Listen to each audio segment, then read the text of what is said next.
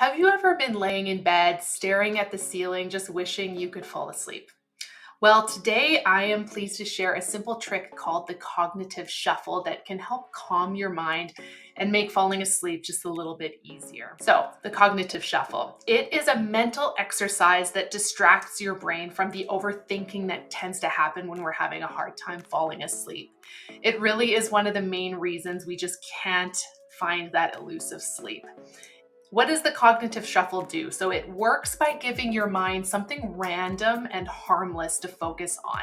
It really helps you relax and naturally drift into sleep. It's almost like a mental reset button. So let me walk you through the steps so you can try it yourself. First, pick a random word with at least 5 letters, like apple or house. Next, break that word into letters and think of objects or things that start with each letter.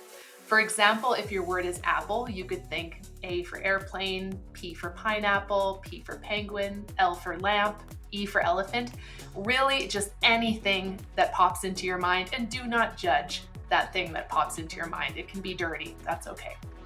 Step 2, visualize each object in your mind. So once you've chosen that object, you want to imagine them in your mind. Picture what each one looks like clearly, what its color is, what its shape is, maybe even its texture or sound, its taste, if it's an apple. Keep it light and fun though. Don't worry about getting it perfect. And if this part of the mental exercise doesn't appeal to you, skip it. Just focus on the word selection. It does not need to be a visualization if you find that isn't helpful for you. The goal is really to give your brain a simple task to focus on. But if you lose track of your mind kind of wanders, if you forget what word you had in your mind, just start over, pick another word. It's totally okay. The point is to not judge this exercise. There's no such thing as doing it wrong.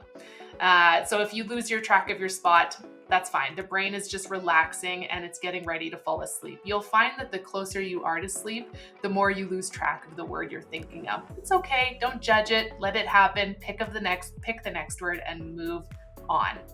So you may be wondering though, how does this whole thing, why does it work? Your brain really can't focus on 2 things at a time. I know we think we're very complex human beings, but we are not that complex. We can't think of 2 things at once.